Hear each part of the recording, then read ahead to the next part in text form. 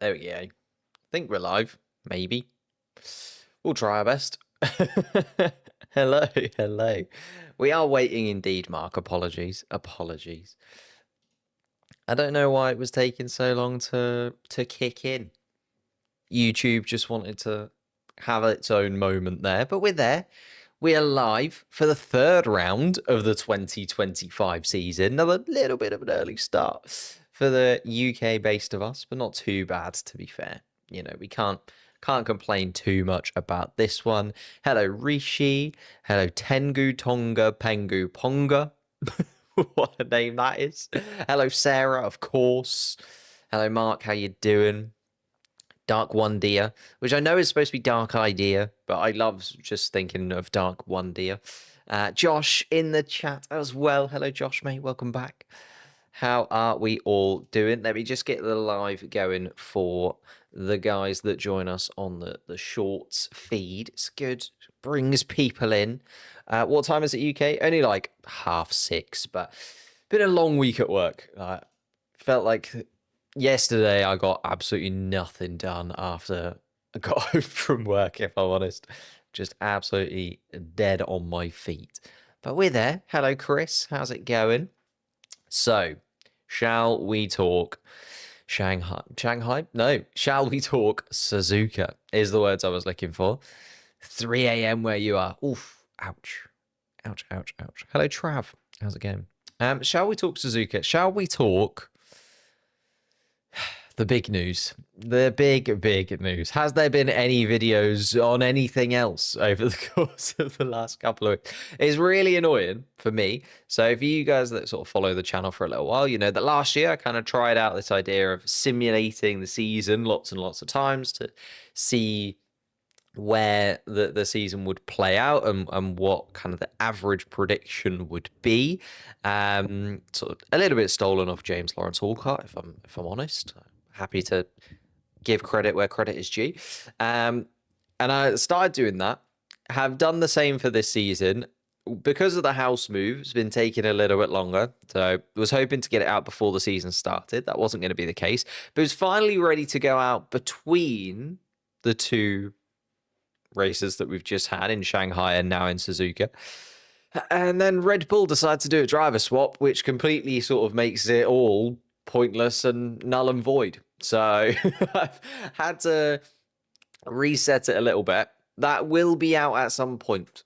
That will be there. Like the predictions video in terms of all of those will be there at some point. When that will be, again, it sort of depends on Red Bull, I think, more than anyone else, because undoubtedly I'll get it ready in 2-3 weeks' time. I'm thinking post Miami would be good, but I'll get it ready for then, and Red Bull will be like, nah, let's get Hadjar in the main team and swap it around again, or they'll fire Liam Lawson and get in Lindblad or something. Like, it's all down.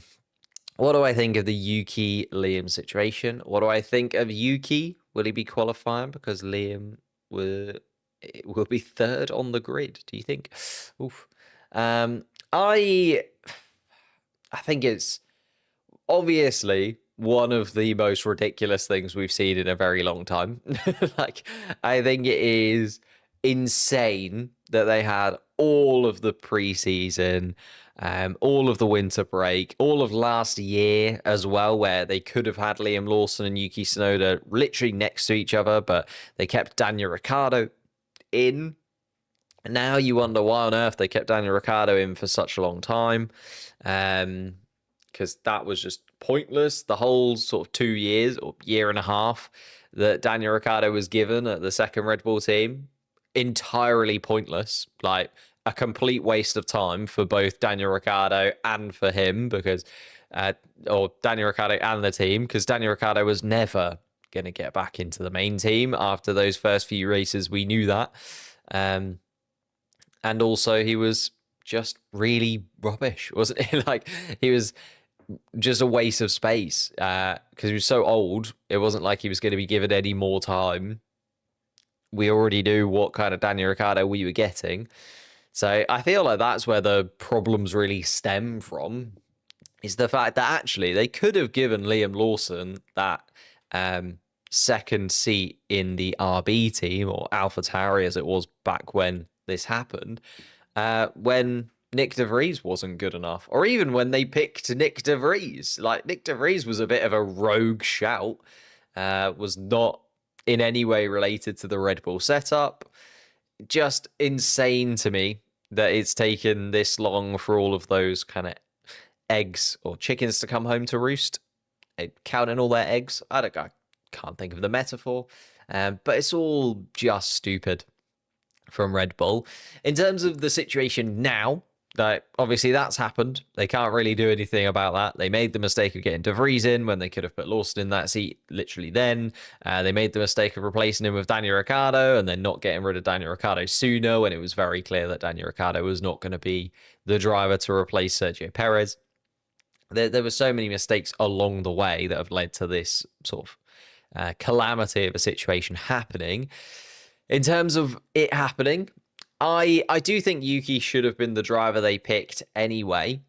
So maybe a bit of a course correction. I kind of appreciated why they picked Liam. And looking back at it, and I think I talked about it when the news dropped that Liam was going to be picked, I could understand why. Liam was fresher. Liam had shown quite a lot of pace, even though he'd only had 11 Grand Prix worth of racing. He'd been pretty close to Yuki Tsunoda, although we'd only ever seen Liam in the second half of the season, which is when Yuki Tsunoda seems to dip away. Like, if you look at the last few years, whether it's the RB car or Yuki Tsunoda or a bit of a combination of both, as the season progresses, Yuki's form does tend to sort of slightly dip off throughout the season. If you look at the last couple of years, he has started the season incredibly well. Like, made Nick De Vries look very, very slow. Did really well last year at the beginning of the year, hence why he got that contract extension. By the time we got to Canada, like, Yuki Tsunoda starts the season really well. So if anything, great time to put him in the Red Bull, because we're still fairly early on in the year. Obviously, only 2 rounds gone. As the season progresses, he slightly dips off, and then that's when we've seen him race against Liam Lawson. Like, if you look at the first time they put Liam Lawson in to replace Daniel Ricciardo, Yuki Tsunoda went through his worst period of the season. There was a few DNFs in there. Really couldn't get to grips with the car post summer break, and Yuki Tsunoda looked comparatively to Liam Lawson slower, like that first stint. Then Daniel Ricciardo comes back in and kind of plays out how it plays out. Ricciardo comes back in for the start of the next season. Again, Yuki Tsunoda at the start of 2024, super quick, does really well, gets to the summer break. A few races after that, they switch for Liam Lawson. And again, it's in that kind of period of the season where Yuki is starting to struggle a little bit more. There is a little bit of a pattern there, and I want to look into it further. So even the races that we had where Yuki Tsunoda and Liam Lawson were side by side, I don't know if that gave us a full picture of both of their performances and both of their capabilities moving forwards. And then you get to this year and Red Bull, I actually agree with Frosty 18. They're just exposed for firing drivers when the car is actually seemingly the real problem here. It's just impossible to drive. It's getting worse and worse and worse to drive. And it does make sense now as to why Sergio Perez was the only driver to get a few more seasons out of it. Because Sergio Perez is the only driver that they've put in recent years that's had Grand Prix experience, and a lot of it, right? He was very experienced and could come in and adapt and be a little bit more forgiving, I guess, when it came to that really, really difficult to drive Red Bull car. Albon and Gasly, when they'd come in previously, they just didn't have the experience. They didn't have that ability to adapt quick enough because they weren't even that experienced in Formula One, let alone experienced enough to then adapt to another car, and a car that is apparently really, really hard to drive. Sergio Perez, if anything, needs... I hate to say it because I was very critical of Sergio Perez. I do think he should have done more. But now I guess we're seeing there wasn't much more that he could have done. And it's harsh, and it's one of those things that in hindsight makes sense. And in hindsight, you can see that Yuki Tsunoda was actually doing the best that he could with a really rough deal. And Max Verstappen is just on another level. You know, there's a reason he's a 4-time world champion. There's a reason he's one of the best drivers on the entire grid. Probably the best driver on the grid right now is Max Verstappen. It is just so difficult to know where they're going to go, what they're going to do from now on. But I reckon now we're going to see Liam Lawson probably do better in the RB, to be honest. I think he'll do better in these next few races than he did in the couple of races that he had at Red Bull. I think he'll really bounce back. It wouldn't surprise me if we see Liam Lawson as one of the cars in Q3. Yuki Tsunoda's been in there over the last few races. They had pretty similar qualifying pace in the few races they had together last year.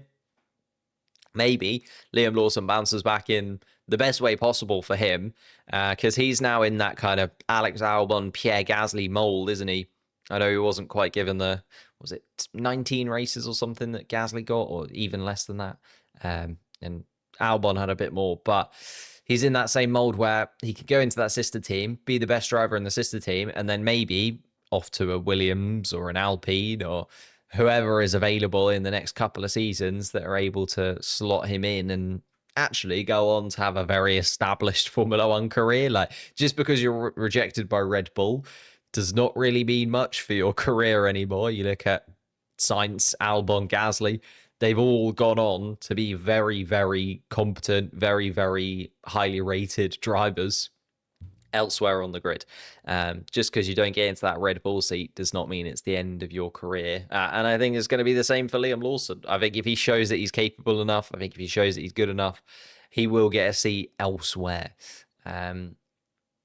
Where that will be, yeah, it's a little bit of that Pierre Gasly. I think Pierre Gasly is the biggest comparison, because obviously Albon then went into a reserve driver role and kind of had to wait a little bit. He's more in that Pierre Gasly mold, and that he's straight back into the sister team, straight back into racing, and has to just kind of wait for a seat to become available, and a seat that lines up well for him. Like, Gasly's gone into the perfect situation, in my opinion. He's gone into a team. They have that French build. He's a French driver. And not only that he's been able to kind of displace Esteban Ocon. He's made that team his own right now. That was a bit of a gamble on Gasly's part. You know, it could have easily gone the other way, where the team backed Ocon and therefore he would have been out of a seat in comparison. But he's managed to make that seat his own. And actually now you're looking at Gasly basically having the entire Alpine team behind him and him being their number one for the next few years. Like, I can't see them getting rid of Pierre Gasly anytime soon. So a little bit of a weird one. To get the best out of the car, you need someone with similar driving style to Max and someone experienced. Very true. But that's hard to come by, is the thing. And Red Bull sort of steered clear of experienced drivers, haven't they? They haven't really wanted to go for, I don't know. They had the opportunity to get experienced drivers. They had the opportunity to get Carlos Sainz, Fernando Alonso. You know, they could have had a chat to those drivers over the last couple of seasons, really.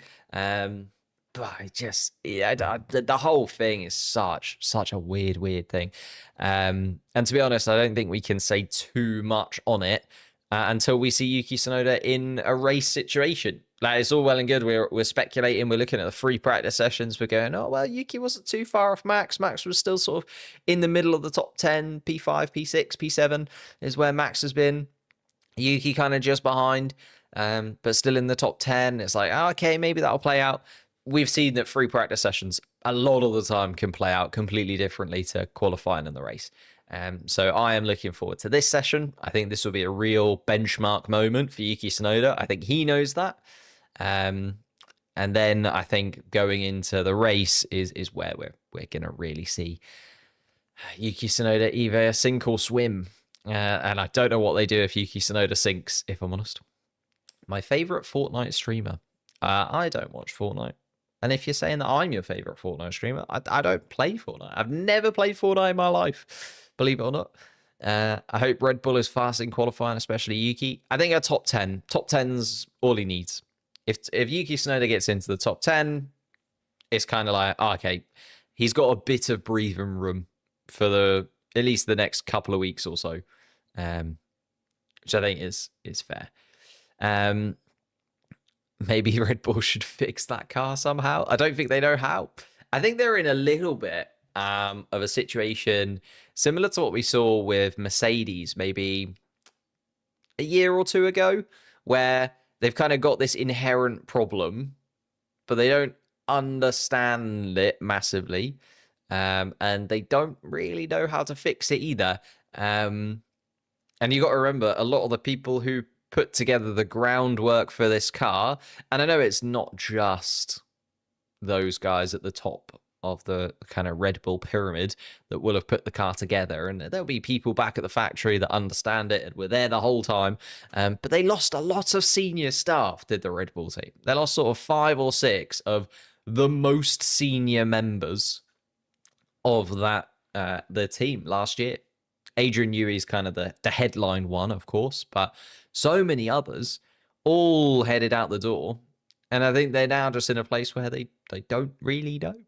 Oh, thank you, Undoggable, for subscribing to the channel. And Rahul, thank you for subscribing to the channel as well. Nearly 120,000 subscribers. So if you are new, hit that subscribe button. That'll be absolutely amazing. Of course, we will head over and watch Yuki Tsunoda in his first competitive session. The white Red Bull looking very, very nice indeed. In terms of the Drivers' Championship, we haven't actually spoken about it yet. We've just kind of chatted about Red Bull. Oh, and there was another really good question about what do I think of Max Verstappen going to either Mercedes or Aston Martin? And I don't really know. I actually want to do a video on it. I was going to do a video. All right, peek behind the curtain for you guys that are here, because you deserve it. I was going to do a video on what the grid would look like, or what I predict might happen to the grid if Max Verstappen went to Mercedes. And I was like, oh, okay. Started sort of writing it, started sort of putting the drivers in certain spots. And I was like, okay, if you put Max at Mercedes, which of the 2 Mercedes drivers do you get rid of? And so on and so forth. I was kind of doing that. And then I was like, but what about if he goes to Aston Martin instead? Because that's also being talked about and moderately likely to happen. So I was like, oh, okay. Right, let's restart again. Like, didn't fully restart, kind of kept the Mercedes bit, and I was like, oh, the Aston Martin bit as well. Then I was like, who goes into Red Bull to replace Verstappen? There's not really a super obvious choice. Like, people are like, oh, they'll go for Russell, they'll just do a swap with Mercedes. I don't know if they would. I don't think Russell is a very Red Bull driver in terms of what they want. And then they were like, oh, if he goes to Aston Martin, he'll just replace Alonso, and like Lindblad will go in to replace Verstappen. I was like, that seems, especially when they've got the sister team there. Like, even Max Verstappen had a year or two. Was it a year? Just under a year at the sister team.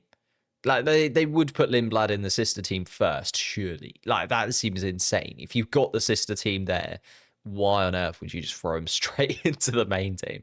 I suppose you could argue Kimi Antonelli has done. Like, they could have tried to put him in the Williams. That was sort of the discussion last year, wasn't it? And Williams did have a spot because Logan Sargent had gone, so on and so forth. But I think Lindblad was mental. So I was like, I don't really know two big parts of that. I don't know which team Max Verstappen would choose. Would he go for Aston Martin or would he go for Mercedes? I don't really know which of those 2 directions he'd actually want to go in. And I don't know who would replace him at Red Bull. I think it's a really difficult question to answer. And I don't know who Red Bull would be able to lure over to the team. So that's why I put out a couple of community posts and just sort of threw it out there. I was like, right, guys, tell me what's going to happen. Right, I'm giving you some options, but also in the comments, tell me some options. Who's going to go where? And I'm just trying to get a feel of what the general consensus is, and then I'll put together my own idea. If I'm honest, I was kind of going down the route of Red Bull maybe nicking one of the McLaren drivers. I know that would be very controversial, and Zach Brown would absolutely hate it. But I think my reasoning there is that this year we'll probably see a McLaren title battle One of them is going to come out on top. One of them is going to be probably disappointed. And I'm imagining there's going to be some, team orders and various bits and pieces in there that one of them is not going to be overly happy with. Plus the fact that we're going into a new regulation cycle, I could see one of the McLaren drivers maybe gambling and just going like, right, I'm clearly not the number one at McLaren because the other guy got the championship instead of me. So I'm going to go for it. And we know that the Red Bull team really do like both of the McLaren drivers. Like Helmut Marko has talked incredibly positively about Oscar Piastri. We know Christian Horner likes Lando Norris. Like they could easily go for that. The other options are like Albon or Sainz maybe going into that Red Bull seat for a season or two whilst they get Lindblad prepared. Maybe they try and nab I don't even know. This is the thing. I just don't know who Red Bull would really go for. They've sliced through so many of their drivers. I don't really know who they'd put in alongside Yuki Tsunoda. I hope, I imagine, would be the driver that would still remain in Red Bull, but you just don't know, do you? They're just so unpredictable as a team and as an outfit and as an everything, really. They don't make a lot of sense to the Red Bull team. But no, I'd like to know that. So if you could head over to the community tab, well, it's not called the community tab, the posts tab. Hate that they've changed it. I like the community tab. The posts tab, you can get your votes in. You can also let me know in the comments. You can be one of those very helpful people that's just put none of the above. Great, cheers for that. Maybe, define.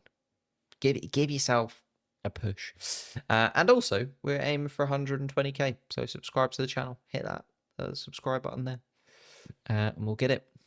But we are nearly at qualifying. Believe it or not, that was half an hour of rambling about Red Bull and discussing it with you. But I do love these sessions where we just get to have a little back and forth to chat.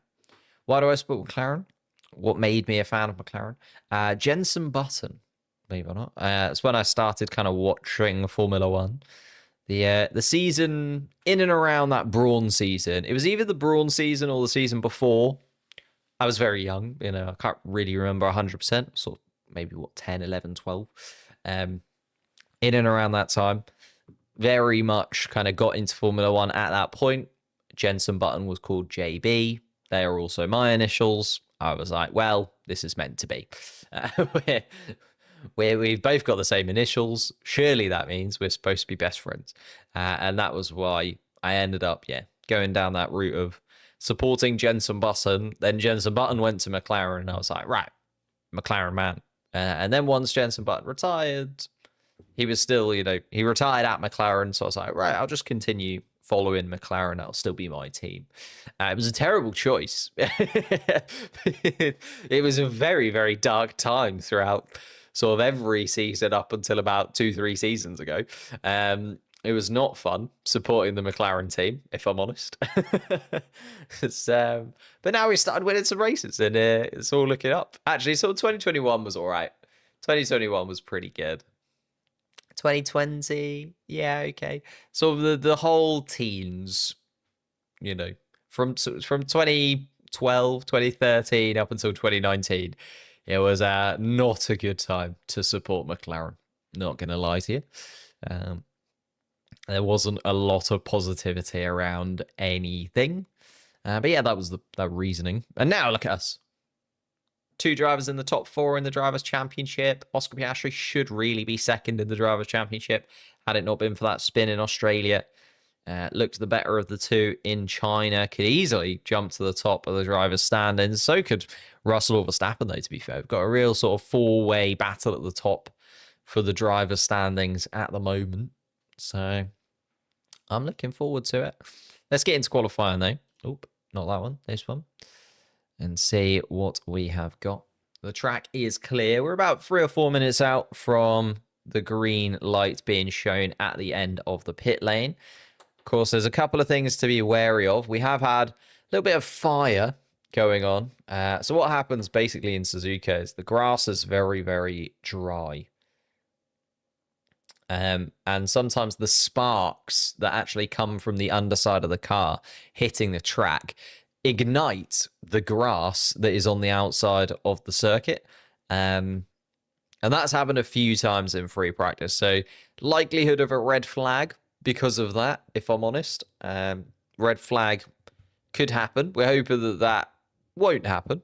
But then on the flip side, we've also seen some fairly big shunts, especially from Jack Doohan in free practice too. A huge shunt from him down into turn 1. We've seen drivers getting it really wrong at turn 9. That second Degner seems to be causing people a lot of headaches this weekend. So wouldn't be surprised if we see somebody maybe not necessarily go off, but possibly into the gravel, or not necessarily into the barriers is what I meant, but go off into the gravel at the outside there. And then, I don't know, I feel like there's a red flag brewing, isn't there? There's a red flag definitely coming at some point. It's just sort of who, where, and when will that be?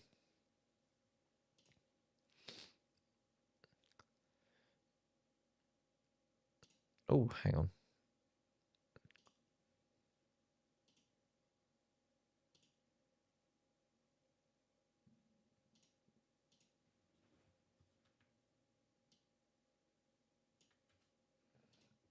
There we go.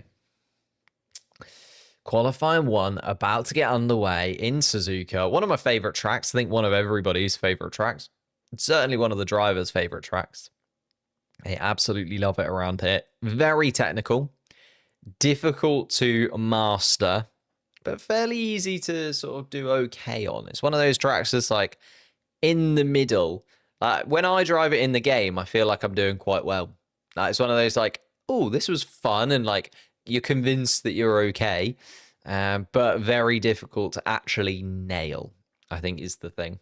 And there's a big sort of gap between doing okay and feeling like you're going quick, because it's just quite a quick circuit. So you feel like you're doing very, very well, and actually doing well. There's a bit of a gap there between those two things. There we are. A little bit of a change to the scheduling over the course of this weekend. You guys will know that I'm trying to move house at the minute, and we are getting there. It's just been delayed like twice now already. So slowly, it is happening. I was hoping it was going to happen before the season even started. That's not been the case because of various things much outside of my control. But once that does happen, the amount of content will hopefully be back to sort of normal / going up a little bit. So I'm trying to really lean into getting some members on the channel, because I think for the long-term future of the channel to work, the memberships are where we kind of need to go. I decided to start a Patreon last year. I don't know why I did that when YouTube has its own members system. A little bit of a weird one, but we are aiming for 30 members. We have 11 so far. That bumped up to 13 at one point. So we have dipped below the kind of maximum we've ever had. If we can hit 30, that would be absolutely incredible. Because that will basically give me an opportunity to do very different things. And in return, I'm offering not only a members-only Discord, but also a members-only post-race show. About half an hour or so after the race tomorrow. Going to go live once again, but for members only. And the members can have a chat directly with me and with each other.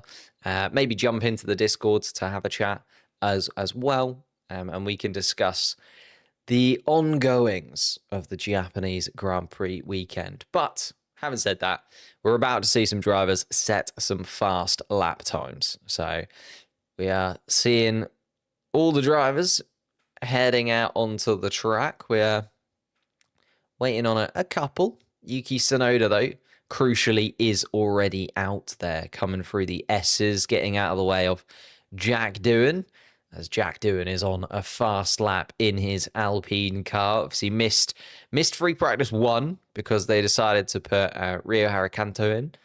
Then missed free practice 2, or got 3 or 4 laps in, but then smashed his car down in towards turn 1.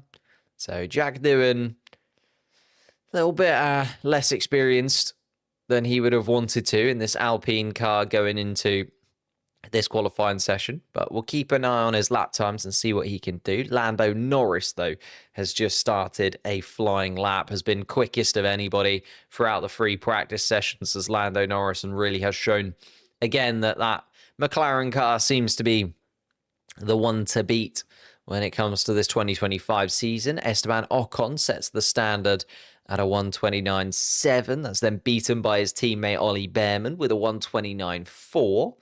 Not too bad from the Briton at all. The two Hasses, of course, overjoyed with a double point score and finish in Shanghai just a few days ago. Here comes Jack Doohan, a 129.8, only puts him third fastest. Carlos Sainz, though, comes across the line. And then Nico Hülkenberg goes even quicker still. So Hülkenberg up into second place for now. Ollie Behrman still the man setting the standard at the moment until he is displaced by Gabriel Bortoleto. Very solid lap from the Stake Sauber car, 129.3. The times are going to start to tumble now as we see some of the big boys coming across the line. Here's the first of them as the Ferrari of Charles Leclerc goes to the top of the standards with a 128.5. Here comes his teammate Lewis Hamilton, only a 129.1 from Lewis. We've seen 8 drivers so far. The 2 Ferraris go to the top, and here comes Lando Norris. It's purple in the first sector, purple in the second sector, purple in the third sector, and the fastest lap overall. Of course, Lando Norris a 128.2 gets ever closer to the 127s. Max Verstappen is just making his way around the first couple of corners and past Lando Norris. So let's see what Max Verstappen can do in the white Red Bull car. Of course, their final year with Honda. Honda going over to move to work with Aston Martin in the next 2026 regulation cycle change. Red Bull powertrain's not looking amazing, though, at the moment. So kind of see how that plays out. Well,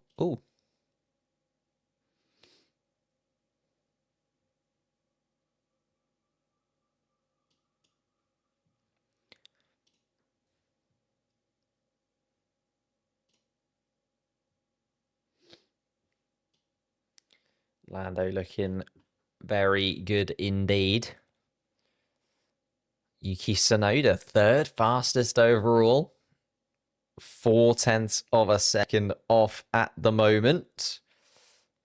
Not too bad at all. Verstappen so low. Verstappen yet to have set a lap time. Don't worry. He'll get there. Well, you'll hope he get there.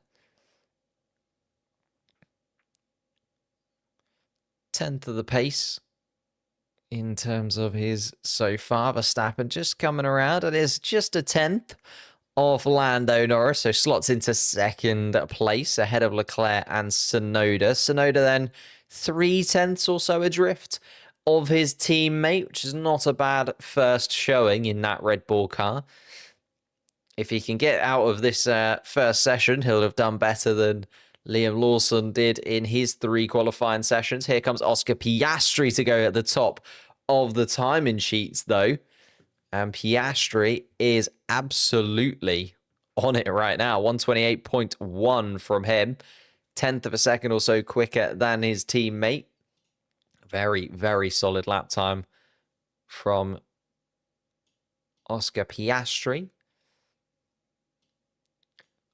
Ooh, George Russell really ringing that Mercedes car for what it's got. And he splits the McLarens. Wow, that is a very, very impressive from George Russell. We're only in the first qualified session, by the way.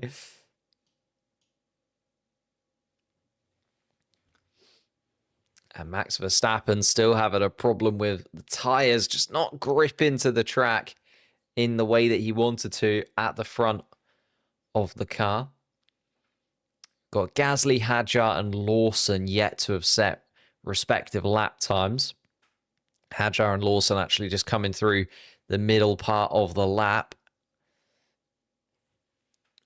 And will set a lap time fairly soon. Hadjar ahead of Lawson. You can see just coming through the final chicane is Isaac Hadjar. Round turn 16 and 17, he comes across the line, and Isaac Hadjar puts himself 12th fastest in the mix. And then finally, Liam Lawson, 9th fastest. I think, is this just...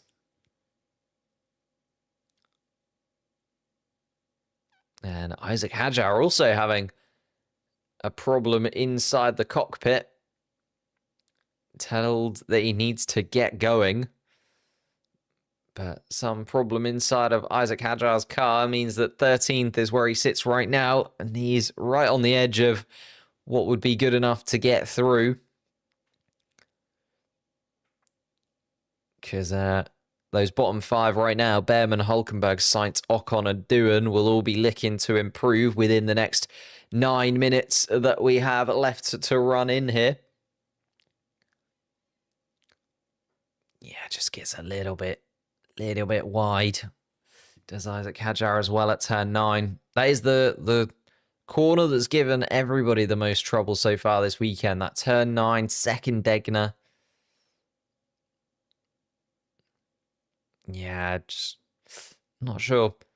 Lawson finally getting out of Q1. I think it's just a car that he suits a little bit better. A car that he can actually find some grip in. He's just struggling so much when it came to that Red Bull car.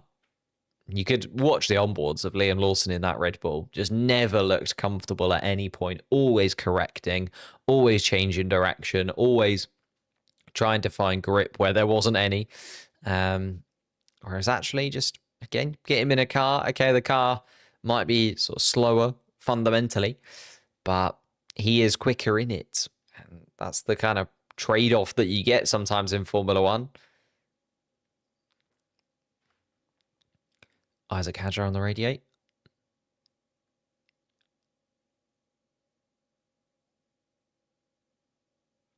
And Hadjar really struggling inside of that car. Trying to reposition possibly the seats, I think, inside of that RB. I don't know, Hadjar really not happy, and now down into the bottom 5 after a few of those drivers have improved. Hulkenberg, Ocon, Doohan have all got themselves out of there. That's put Antonelli and Hamilton down into the bottom 5, and there comes Ollie Behrman as well to go quicker. That puts Alonso down into the bottom 5 as well. It's going to be a very, very tight one. Hamilton is now going quick. Currently 18th fastest. Was on the medium compound tyre, though. Interesting, Lewis Hamilton, when he set that previous lap time, has now swapped onto the softs. So maybe the Ferrari team realising that actually we need some soft compound tyres. There's no point in us kind of risking it and playing the game and trying to get through on some mediums. The lap times between the cars right now are just so tight. It is not worth us risking it and going for something a little bit different. Here comes Hamilton then on those soft compound tyres, and it's 6th fastest behind Ollie Behrman at this moment in time. Norris has gone quickest overall with a 1:27.8. Leclerc then with a 1:27.9. Piastri and Russell just behind. Verstappen has dropped down to 7th place. Tsunoda 9th place. But Ollie Behrman very tight, yeah, to the wall when he was coming down to the line.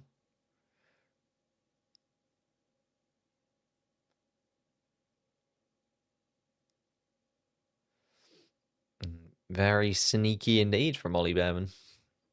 Doing well.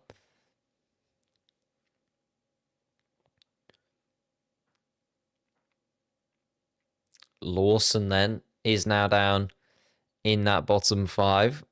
Alonso as well. Antonelli currently down in the bottom 5. Isaac Hadjar still in the garage. They're adjusting various bits and pieces. You can tell that he's just not comfortable in that RB.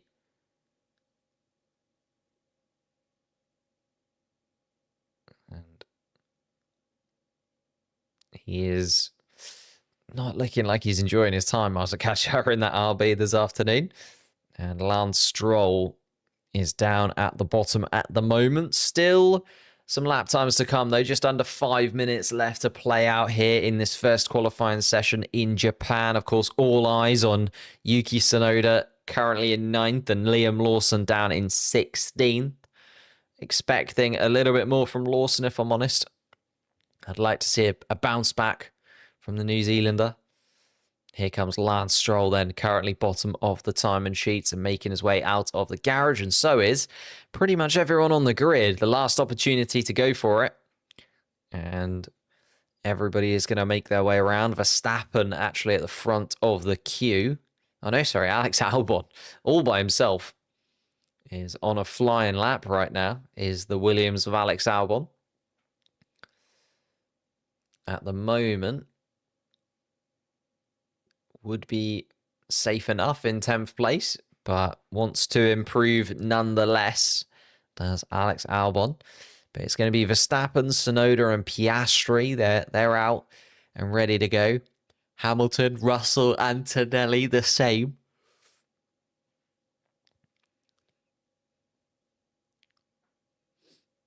Stroll, Alonso, Sainz making their way out. You'd hope the Aston Martins would be a little bit better off as well, but I think it's going to be really tight, to be honest.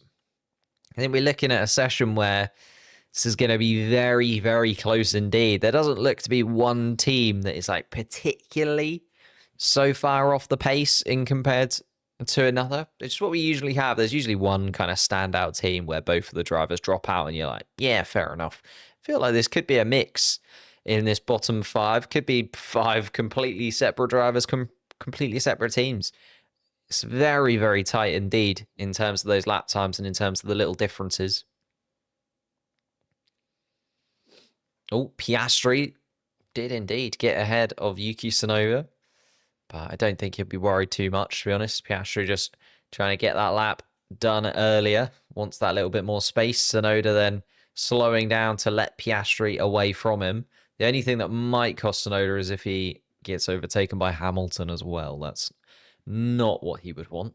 But I think he's going to be okay for that. Just coming through that final chicane, round turn 18. And Tsunoda is indeed going to start his lap time. Max Verstappen has already started his ahead.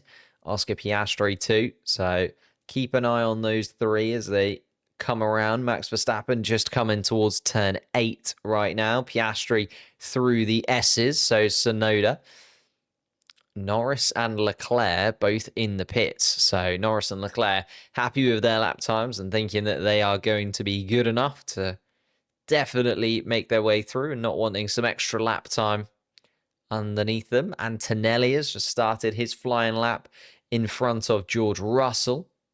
Liam Lawson ahead of Antonelli at the moment, but not on a flying lap as it is.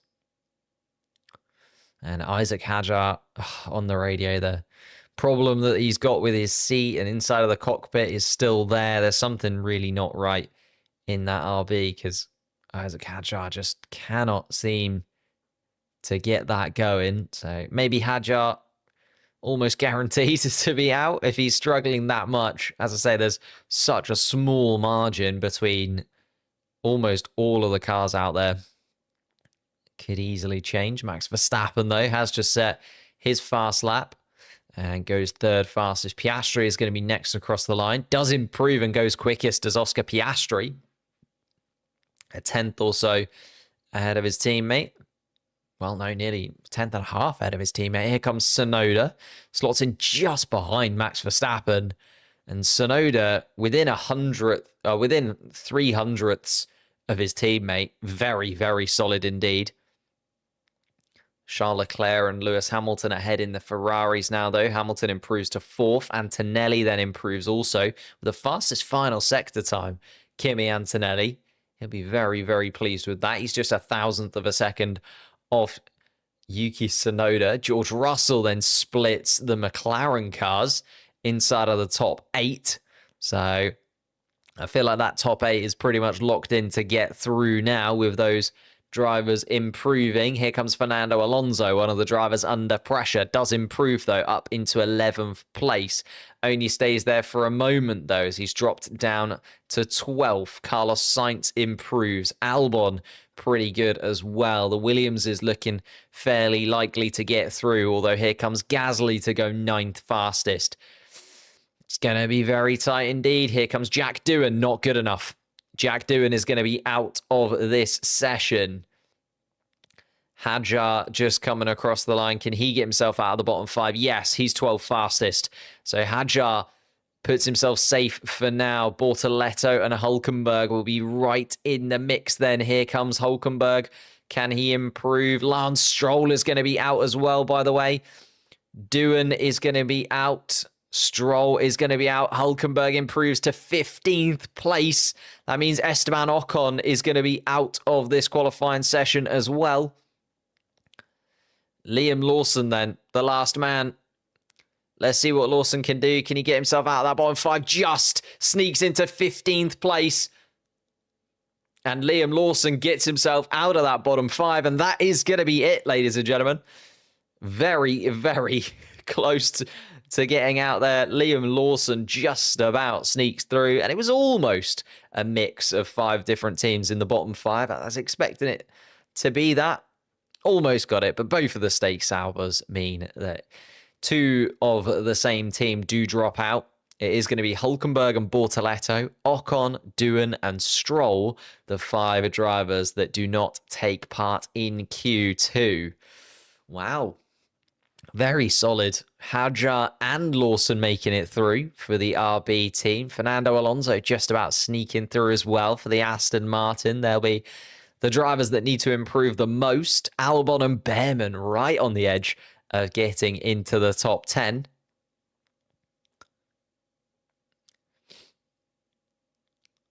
And Hadjar has made it through, but still wants that seat looked at, still wants some adjustments made in the cockpit, and he's going to jump out of the car quickly and try and get it all sorted before Q2, which is coming up very, very soon.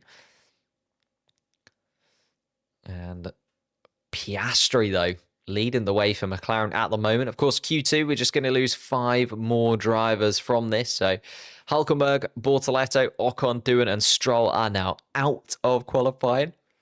They get slotted into that bottom 5, and they will be that bottom 5 for tomorrow's race. Everyone else in the top 15 can swap around once again. We're going to lose 5 more drivers over the course of the next qualifying session. Who those 5 will be, I think it's going to be tight again. That top 8, you'd imagine, is sort of locked in. You'd expect that top 8 to be there. 9th and 10th, though, really up for grabs. Gasly and Sainz were the 2 there from that final part of Q1. Albon, Behrman, Lawson. I'd expect all of those to improve, though. I expect all of them to continue to find pace. I think it's going to be very tight indeed as to see which of the kind of midfield cars gets into that top 10 straight off the bat. Tsunoda, come on, you can do this. Absolutely. Tsunoda up in that top 10. Was literally, what, 2.5 tenths off Max Verstappen was Yuki Tsunoda? Don't think you can do much more convincing than that, to be honest. That is very, very solid indeed from Yuki Tsunoda. And Q2 will get underway in just a couple of minutes' time.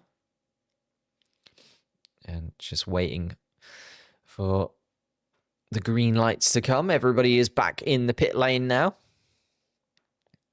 Have to wait until sort of everyone gets back into the pits and all get sorted with getting some fresh tyres on. I think it's going to be really tight. I'm trying to think who's going to be where, but you just look at the difference between Gasly and all the way down to, well, Hadjar, really, all within a 1/10 of a second.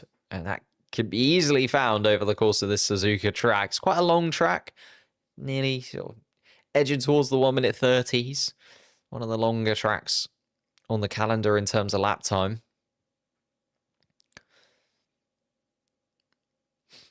Aston Martin, Red Bull, and Ferrari need a fix ASAP. Do you think?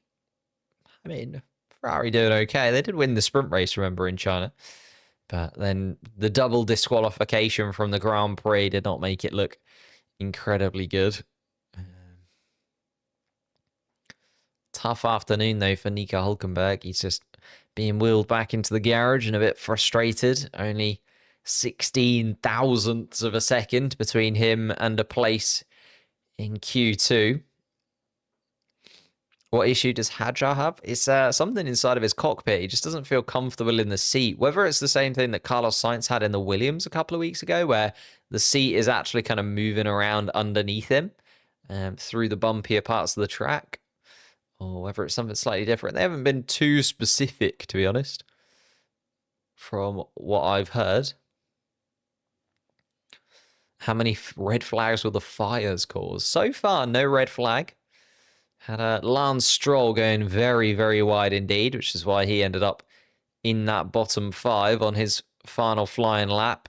Just through the S's, went super deep and across the gravel and the grass. So it turned into a bit of a lawnmower there, the Aston Martin of Lance Stroll. Hello, Brandon, mate. Hello. Hadjar's seatbelt. Oh, it's his seatbelt. There you go. I know it's something to do with his seat. I didn't know particularly what, though. They were adjusting various bits and pieces inside of that RB garage when he came in, and they'll be adjusting it once again because he still wasn't happy with it, even though he set the 13th fastest lap time of anybody out there. But it's those small margins. You know, it was only a 10th between him and Gasly. If he can get his seatbelt sorted, and that gives him an extra 10th's worth of pace, he's actually up into the top 10. Maybe even knocking on the door of, Kimi Antonelli. Doohan's going to be replaced mid-season. It's looking... He's been pretty solid, though, Jack Doohan. This is the first time he's really been that far off Pierre Gasly in terms of qualifying pace. He's not been too far off in the first couple of race weekends. And his race pace has been, well, in Australia we didn't get to see his race pace, but his race pace in China wasn't horrendous. But yeah, it does feel like Colapinto is kind of waiting and looming in the background, doesn't it? Verstappen, though, the first car out on track for this Q2 session as it gets underway.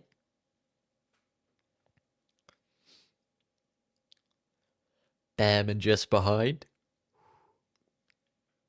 Gasly, the man who was kind of best of the rest, also comes out onto the track. Yuki Tsunoda, the man everyone's got their eyes on.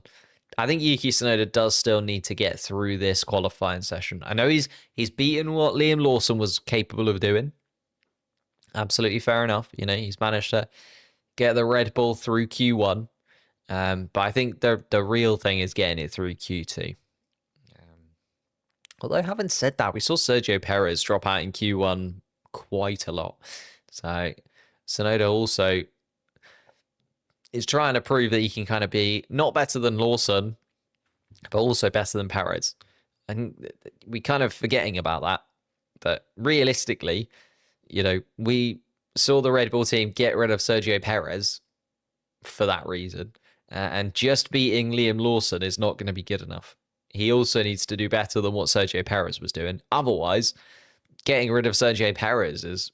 So we can go all the way back to that. It felt like the right thing to do at the beginning of the season. Maybe it wasn't. Maybe Sergio Perez was just getting the best that the majority of drivers could get out of that car if you're not named Max Verstappen. So, more pressure on Yuki Tsunoda yet to come. Here comes Max Verstappen then to get us underway with the fast laps. Just coming down that start-finish straight in round turn 1 and turn 2. See what Max Verstappen can do. Oscar Piastri, of course, quickest in that first qualifying session. Can Max Verstappen do any better? If we could hit the like button, that'd be absolutely incredible. Nearly 600 people in the chat. Hitting that like button would be amazing for the stream. Really does support the channel as well. And if you're new here, maybe hit that subscribe button. Getting very close to 120,000 subscribers. You could be the next one along. Maybe 150 by the end of the year. That'd be pretty impressive. Max Verstappen, of course, quickest through the first sector. Only driver to have done the first sector, but quickest nonetheless. Oh no, sorry, Ollie Behrman and Pierre Gasly have just finished the first sector as well. Yuki looks comfortable in the car. We're getting there. We're kind of ramping up. I feel like getting through wasn't too far off in that first qualifying session, but Max Verstappen probably also wasn't at like that incredible speed that we know he's capable of. Yuki Tsunoda also kind of building pace inside of the car. So we're still going to see.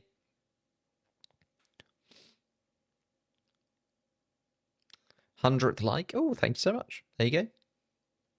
Exactly. Does cost nothing. Here we go then. Max Verstappen, a 127.5 is not a bad little start from Max Verstappen at all, to be honest.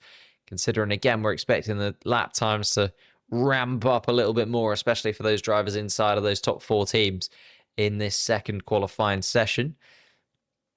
Tsunoda not looking too happy through the middle sector. Gets through that final sector there. Let's see how far he is off of Max Verstappen. Yeah, so 28-1. Really, yeah, just Tsunoda not looking as comfortable as he was in that first qualifying session. Max has kind of found that next gear. Tsunoda yet to do so. Norris, though, quickest in the first and second sectors, and the third sector comes across the line for a 127.1 and just puts that McLaren outside of the reach of Max Verstappen for now. The 2 Ferraris have slotted in behind. Gasly, again, the quickest of the midfield cars. Behrman in 6th place now. Yuki Tsunoda then 7th. And Liam Lawson just behind in 8th place. But Behrman, Tsunoda and Lawson, all of their times not really where they would have expected them to be. Hello, Antonio, mate. How are you doing? Good morning indeed. Coming just at the right time. Q2 just starting to heat up. Q3 on the way for the top 10 shootout. Who's going to get pole position here in Suzuka? Piastri, 4/10 or so off of Lando Norris's time through the middle sector. The final sector is very short indeed as well here in Suzuka. Yeah, it's only 3rd fastest for Piastri. It was quite far off in that middle sector, I think, was the problem that Piastri had. Antonelli jumps up to 7th on the timing sheet for now. Just got Sainz and Albon then left to come across the line to put respective lap times in. And here comes Sainz, only 10th fastest. Carlos Sainz for now. Hadjar has sneaked up into that top 8. Here comes Alex Albon. That's stunning from Alex Albon. Gets himself deep into the top 10. So it is Sainz, Alonso, Behrman, Tsunoda, and Lawson that are there.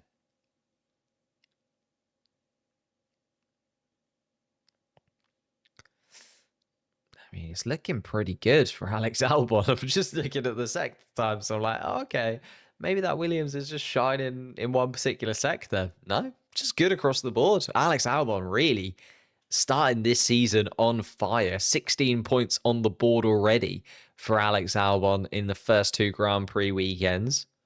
Sitting ahead of both of the Ferraris, not just in the Drivers' Championship, but also on track right now. The Williams is looking a little bit special with Alex Albon at this moment in time. There's the mistake from Piastri. Just gets a little bit wide at turn 9. That would have cost him a 10th or 2. As he, actually maybe a little bit more as he gets into the gravel as well. I thought he just dipped the tyre on the grass, but he actually got the rear end of the car into the gravel. And there is our first red flag for fire. I don't know whereabouts that is on the track, actually. I can't see from the perspective that they've got. It's towards the final couple of corners, maybe. The red flag waved. Cars are just coming past now. Is that Alex Albon? Yeah. Okay, so it is down near the 130R. just going to get the cars back in then. I mean, everybody was about to come back in. If the fire has sort of timed this perfectly, it's done quite well. Because everybody had just set their first flying lap times. Everybody was sort of on their way back into the garages anyway. The red flag means that they have to. And only once the cars are all back into the garages can the fire be attended to. And there it is.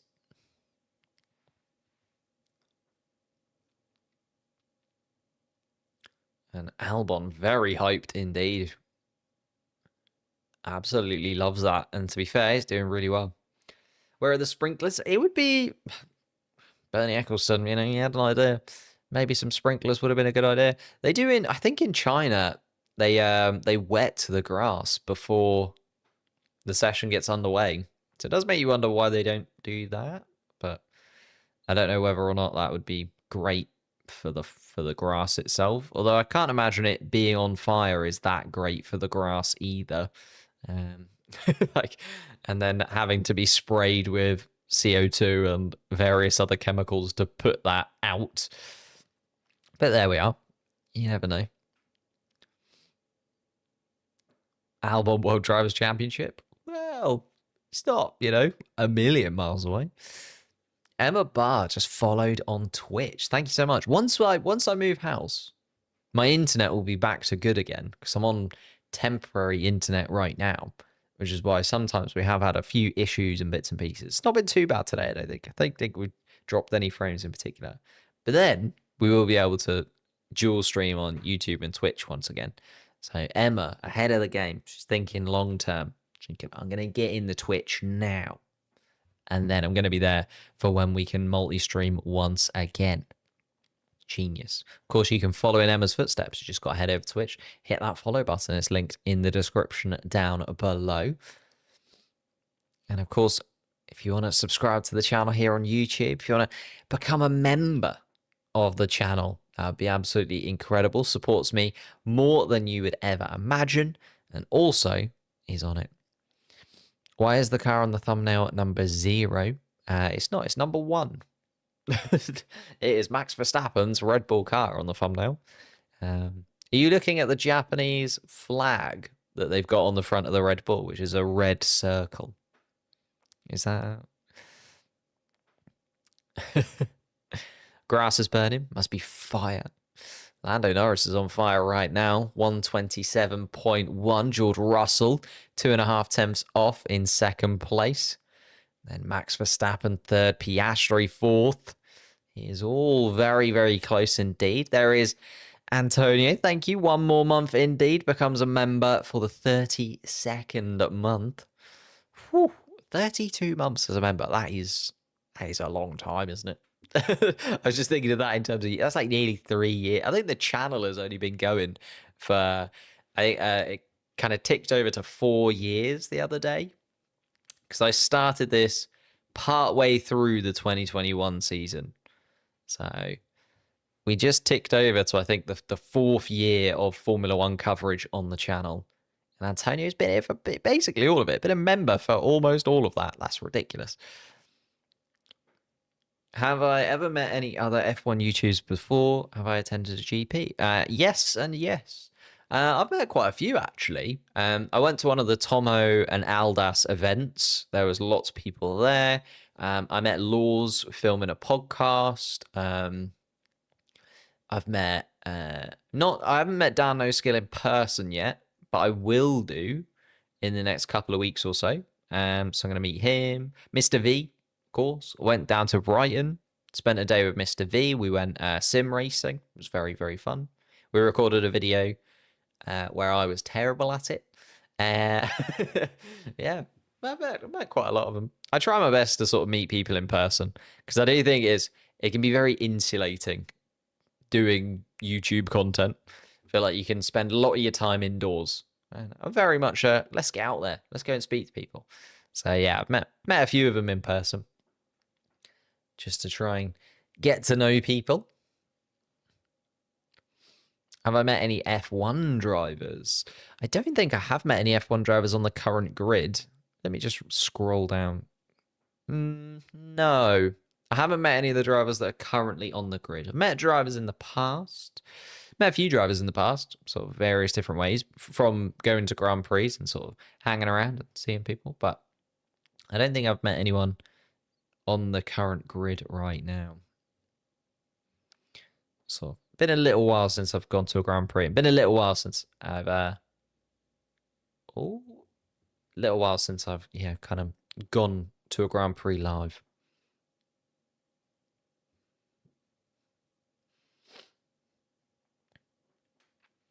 Love the quality and race streams. Thank you so much. Appreciate it. We are about to get back underway. The red flag has been dropped. Green flags are waving once again. 8 minutes, 26 seconds on the clock. Drivers already making their way to the end of the pit lane and getting ready to go. A little bit of a red flag, but at the right time for a lot of those drivers. So didn't really affect anything in terms of the qualifying times at this moment. Why they all stopped? There was a fire on the outside of sort of turn 15 is where we're looking. No, sorry, on the inside of turn 15. Not that it would have mattered.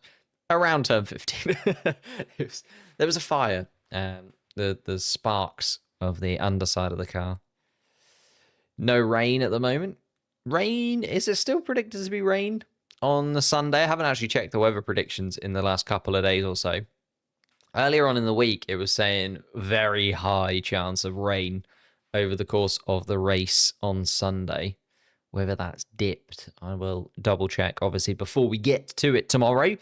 But all eyes on qualifying now is all about setting the grid for tomorrow's Grand Prix at the moment. As we see Yuki Tsunoda's official Red Bull picture above the Red Bull garage. 22 on that Red Bull car for the first time. Then Liam Lawson down in 15th place at the moment is Liam. Just snuck through into Q2 in 15th. Better than his qualifyings inside of the Red Bull though. And just goes to show, you know, just because you're in a faster car doesn't necessarily mean you're going to be faster out on track. Because if it doesn't suit you and you can't get the grip and you haven't got the confidence, you go out in Q1. But Lawson through to Q2 for the first time this year. And that's pretty cool.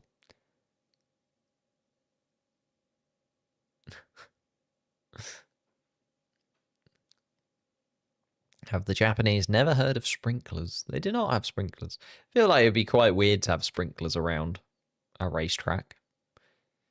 Just because if you turn them on, then if it went onto the tarmac, it would be quite bad, really. Because we've got a lot of drivers on the slick tyres. Imagine that, if it turned the sprinklers on and then suddenly you had to use like intermediates. You're like, well, that's it then, isn't it?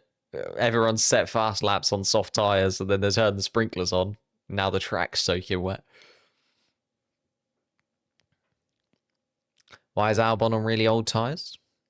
Oh, that is a good point, actually. Yeah, he's got well, actually, he's still in the garage. I know he is out on track. He's got a slightly scrubbed set in terms of what the telemetry is telling us. That does seem strange. I'll have a little look. Hello, F1 Addict. How's it going? Kelly's here as well. Good afternoon. Hello, hello. God, you guys joining just at the right time. Q2 just about to peak. Sainz, Alonso, Behrman, Tsunoda and Lawson, the 5 drivers that do need to improve. Hamilton and Leclerc both struggling through the first sector, neither of them improving inside of their Ferrari cars. Hamilton does though improve in the middle sector, but it's still not looking amazing. Hamilton's going to improve, but only to 4th fastest. So he's not too far off. Leclerc is going to improve more so though, but still a tough sort of first and final sector for the Ferrari cars. They gained that time in the middle part of the lap, but you'd hope they would both be through with those 127.6 and a 127.61 for Lewis Hamilton. So only 100th of a second between the two of them. I've been it from the start, just ignoring you. Fair enough. Yeah, reasonable. Here we come then. Yuki Tsunoda. All eyes on him, really. Interesting that Tsunoda and Lawson are 14th and 15th right now. Who will come out on top? It would be so bad if Lawson outqualifies Tsunoda, wouldn't it? That would be a very difficult one to explain from the Japanese driver's perspective. But then also, he has done really well, and he's got through to Q3 in the RB this season as Tsunoda. So maybe we are just looking at a Red Bull car that, unless you're Max Verstappen, is basically impossible to drive. Charles Leclerc agreeing with me that that first sector was not too great from his perspective.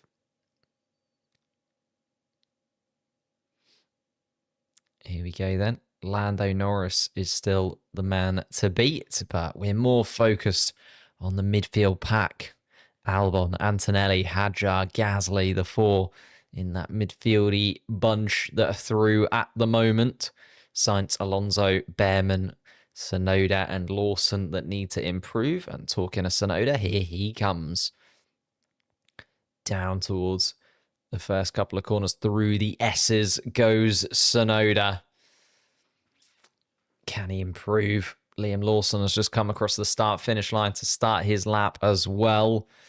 Tsunoda and Lawson are the two that everyone's going to be watching.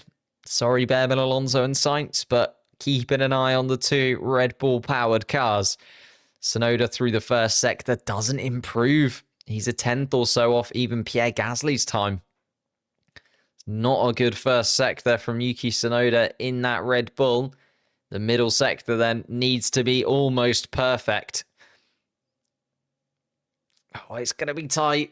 It's going to be so tight. Just looking at the mini sector times from Yuki Tsunoda. Liam Lawson, though, has improved in that first sector and actually looks to be going a little bit quicker than Yuki Tsunoda in that first sector. Liam Lawson.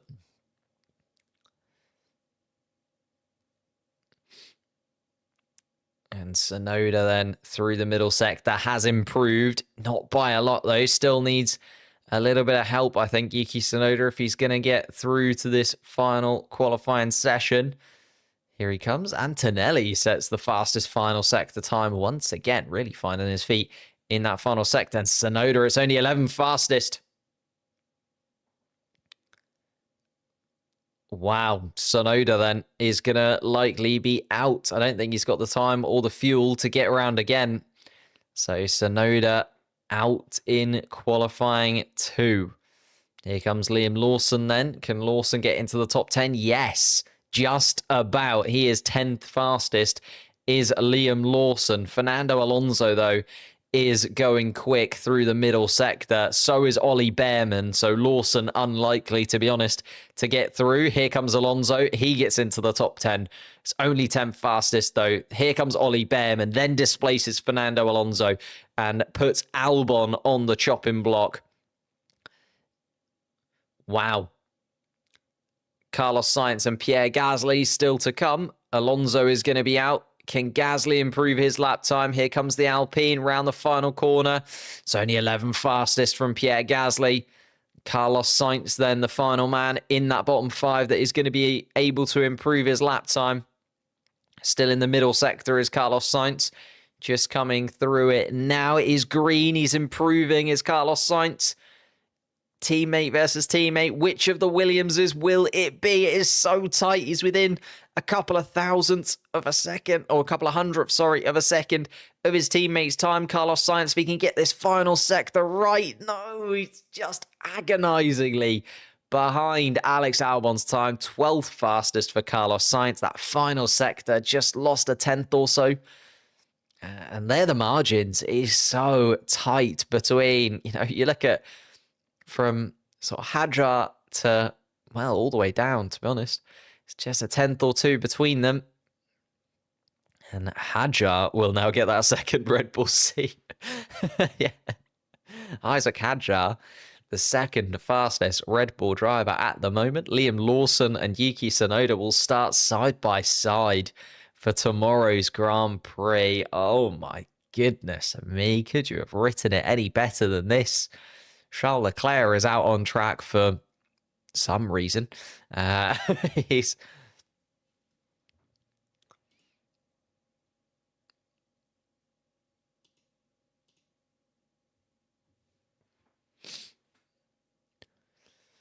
Charles Leclerc.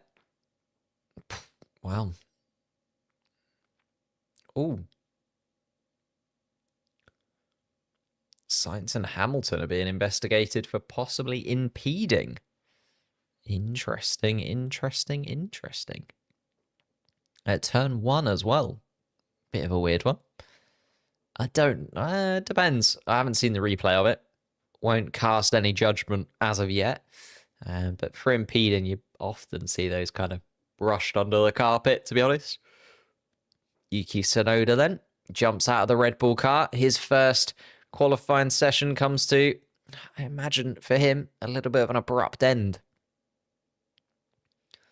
And Lawson is a tenth of a second quicker in the second Red Bull team.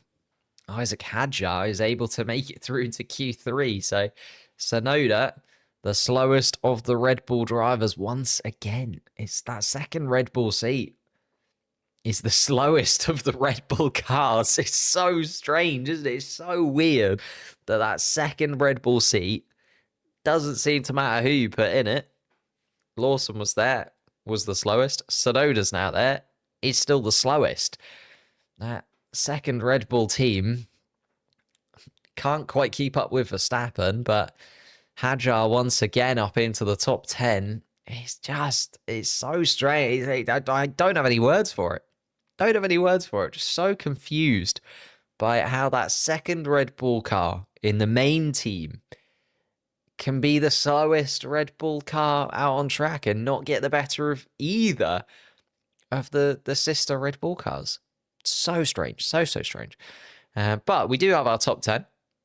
Norris, Russell, Verstappen, Piastri, Leclerc and Hamilton, the two Ferraris just behind. Antonelli getting himself into that top 7, kind of as we expected. Again, the top 8, we're missing a Red Bull in there. I suppose Isaac Hadjar makes up for that in 9th place. Ollie Behrman with a stunning lap in the Haas car, especially considering Esteban Ocon all the way down in 18th place.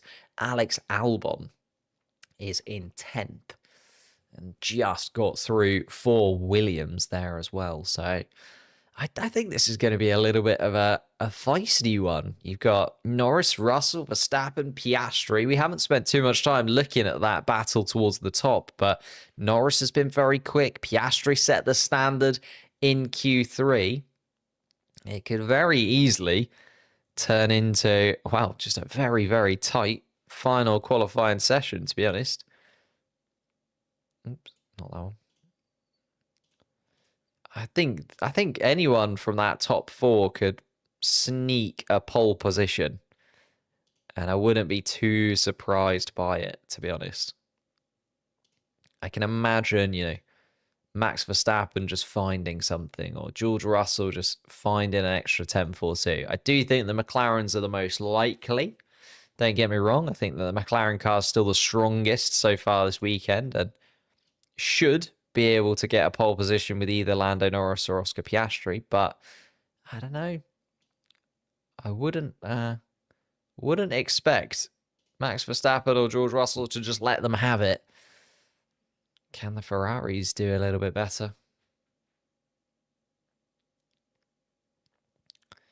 And there was the impedant. Carlos Sainz getting in the way of Lewis Hamilton. Tekken Tane, the 200th like on the stream. We are slowly climbing in terms of viewers as well. Does normally happen in these qualifying sessions. People join in for Q3, don't they? They're only excited about the top 10. No, I can completely understand. But if you could hit that like button, that'd be absolutely amazing. Subscribe to the channel. You're awesome. We're going to try and hit 120,000 subscribers within the next few races or so. We've got this triple header. Maybe by the end of the triple header. That would be cool. If we can get 120,000 subscribers by the end of the triple header, I'd more than take that.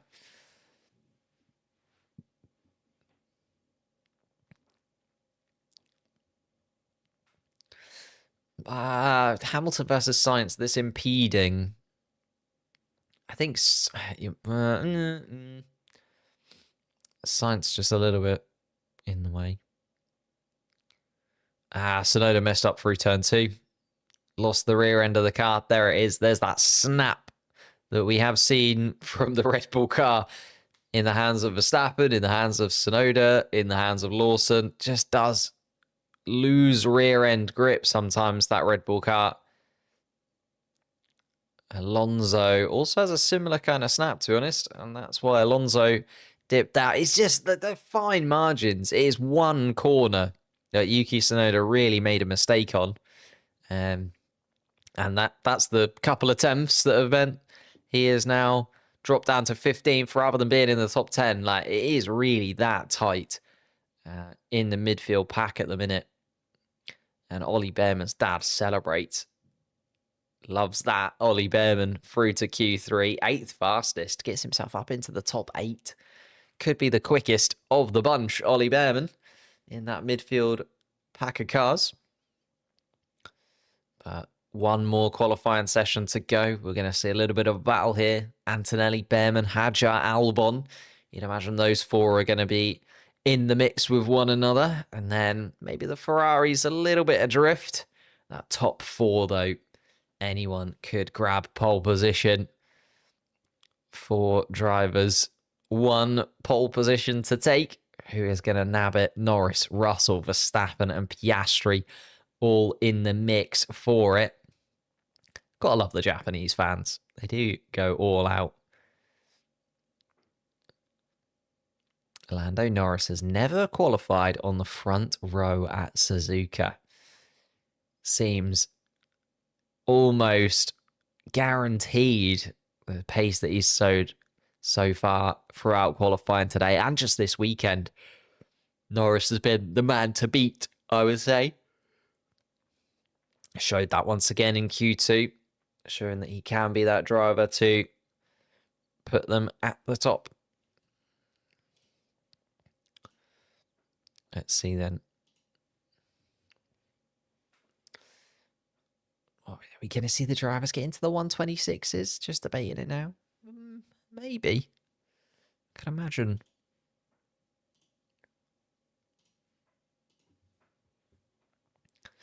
Here we go. There's Max Verstappen, the 1, of course, still on his Red Bull car.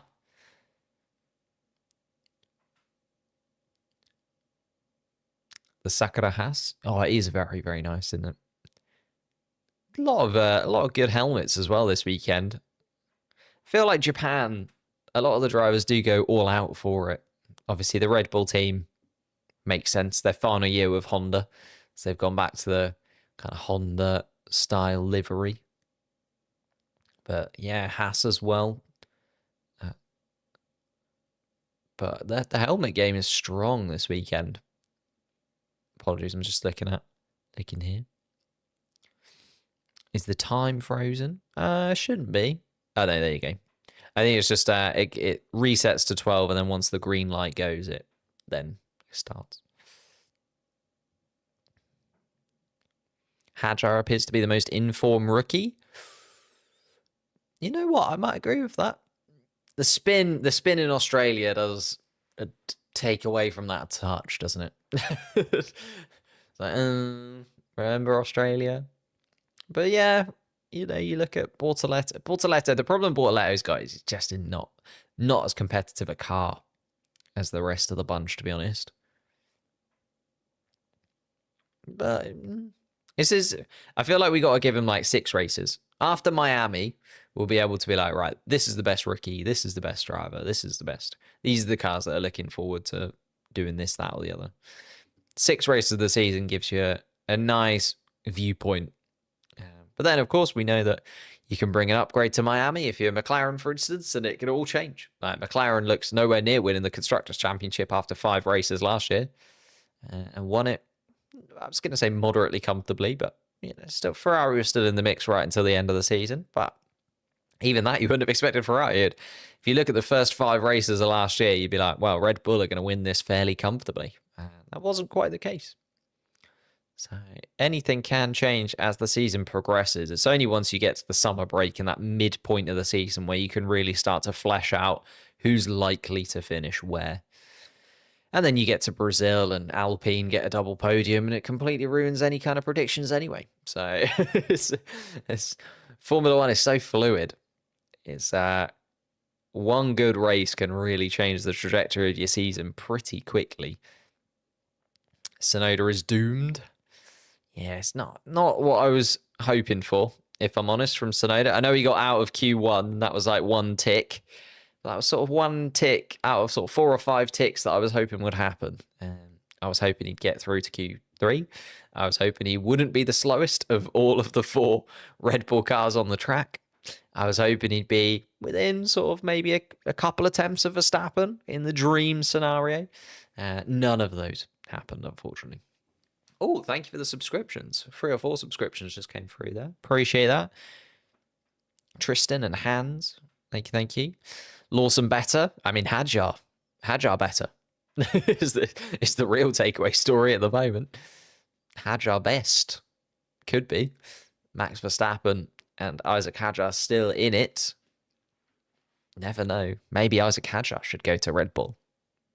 That's Freddie's opinion. I'm not going to talk more on it. Here we go then. George Russell getting us underway with some flying laps.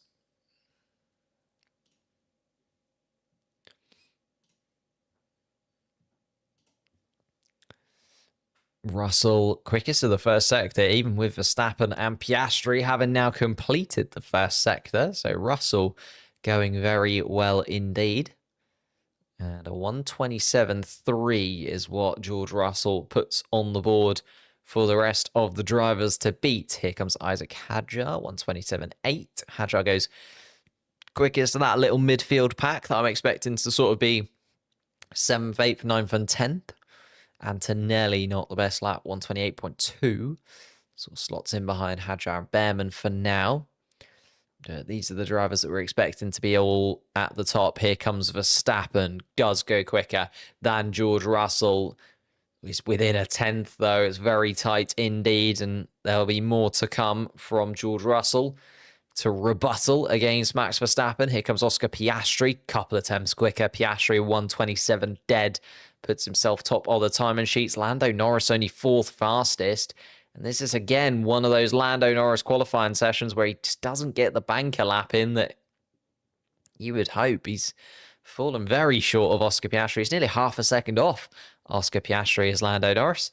The 2 Ferraris come across the line. Oh, no, sorry, Leclerc, that's through the middle sector. Hamilton comes across the line, goes 5th fastest. Here comes Charles Leclerc. He goes 3rd fastest, gets up into that top 4.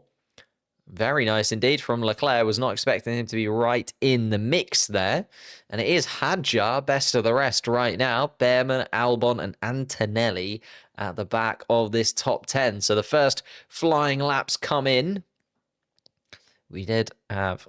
that's interesting. Hadjar, Behrman, Albon, and Antonelli were all on used soft tyres or scrubbed soft tyres.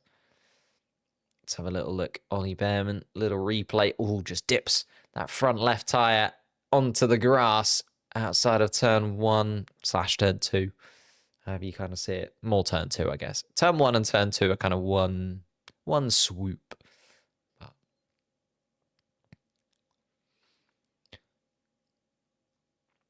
But if Verstappen wants to win the championship, he should ask to get demoted. I don't think the RB car is inherently quicker. I think it's just much easier to drive.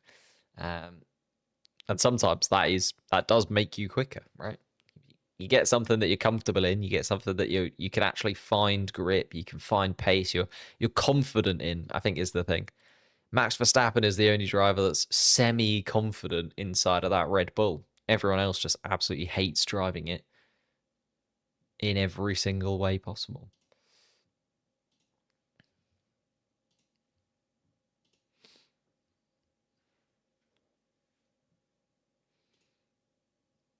Here we go.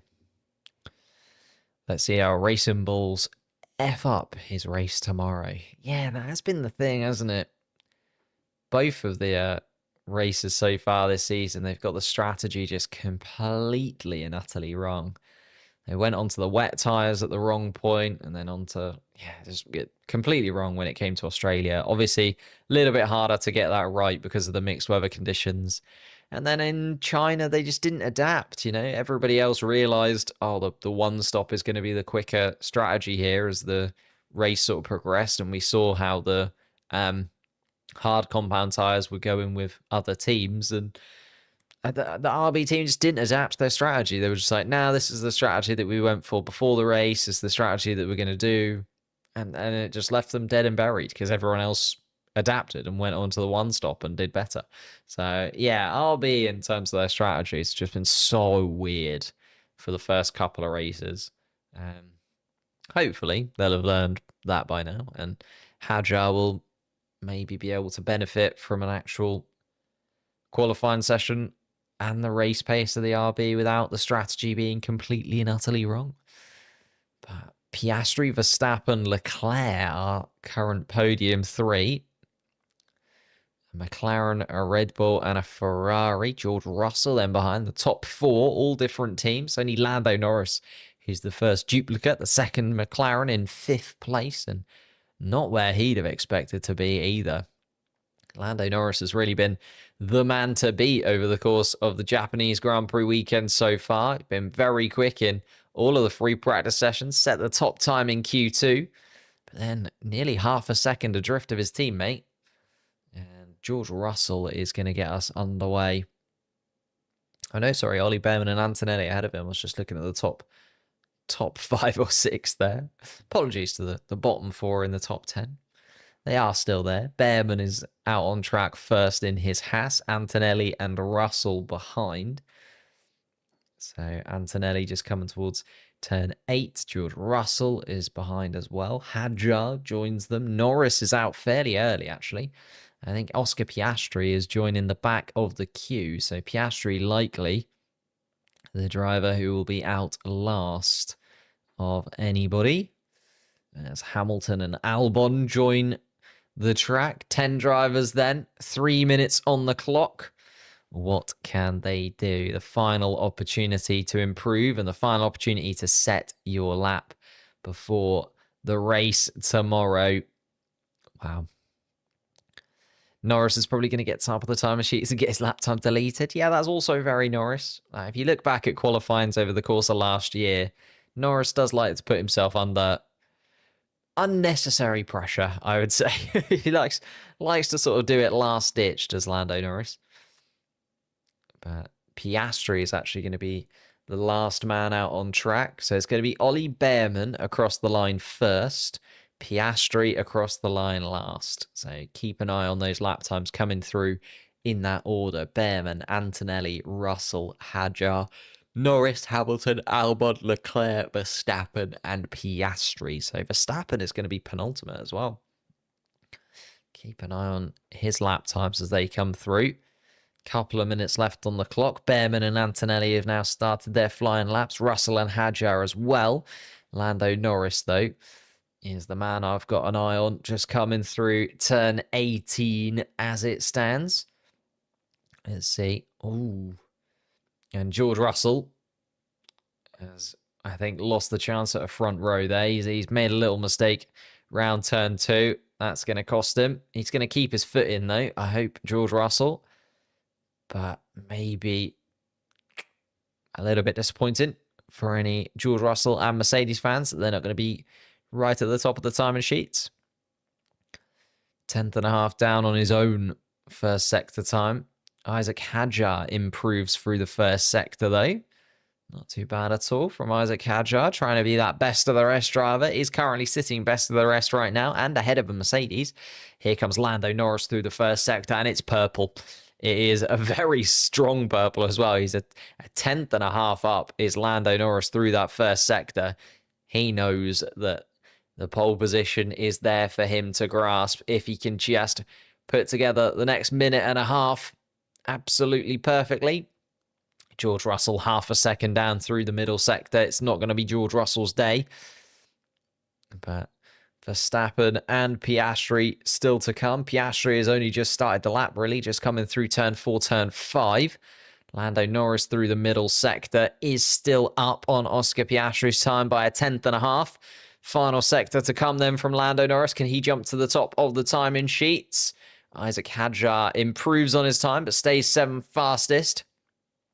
Hamilton with a slow middle sector, but Lando Norris does go to the top of the timing sheets. He's into the 126s, a 126.9, and is within a tenth of a second of his teammate, but has improved. Is Oscar Piastri going quicker? It's not great from Oscar Piastri in the first sector. He's 3/10 or so down on Lando Norris's first sector time. Alex Albon, though, takes the checkered flag, goes 9th fastest overall. Hamilton down in 8th right now. Ollie Behrman also not able to improve in the way that he would have wanted to. Verstappen is going to come across the start-finish line. And Verstappen's going to take pole position. He goes ahead of Lando Norris. Wow. And a mistake. Ooh, and Oscar Piastri's not too far behind at all. Verstappen then, provisional pole.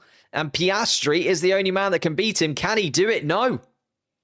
Max Verstappen has snuck in and taken pole position in Suzuka. Wow. Max Verstappen, take a bow. That is a stunning lap from Max Verstappen in that Red Bull car. A 126.983. So he is, what, 12 thousandths of a second quicker than Lando Norris? All of that top three within half a tenth of a second? Goodness me. Max Verstappen, what a lap. That is, the two McLarens will start behind him in 2nd and 3rd place. Charles Leclerc is in the mix in 4th place just behind. George Russell and Antonelli will start side by side in 5th and 6th place on the 3rd row of the grid. Hadjar will start in 7th place. Hamilton 8th. Those two starting side by side as a dream for Isaac Hadjar. Alex Albon and Ollie Behrman rounding out the point scoring places before tomorrow's Grand Prix. Wow. And Max Verstappen is very, very pleased indeed with that lap time, as he should be. What a lap from Max Verstappen. A 126.9. Just to run you through the other 10 drivers, of course, that did take part in qualifying but didn't make it through to Q3. We lost Pierre Gasly, Carlos Sainz, Fernando Alonso, Liam Lawson, and Yuki Tsunoda in Q2. They'll start 11th through to 15th. In 16th place, we've got Nico Hülkenberg. He was the first driver out in Q1. The other drivers out in Q1 were Bortoleto, Ocon, Doohan, and Stroll will start at the back of the pack tomorrow. Wow. Max Verstappen, take a bow. Pole position in Japan ahead of the two McLaren cars. And is this a sign that Max Verstappen should not be slept upon? Everyone's talking about the two McLarens battling for the Drivers' World Championship. Max Verstappen is in a never say never kind of attitude. And Max Verstappen is sitting 2nd in the Drivers' Championship at the moment.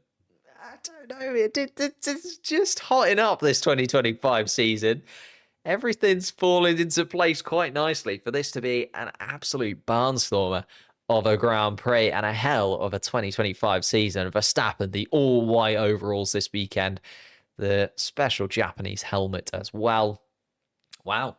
Thank you guys so much for watching. I'm going to leave you guys there and join you once again tomorrow for the Japanese Grand Prix. If you could hit the like button, that'd be absolutely incredible. Subscribe to the channel if you're new, and we'll be back in, 22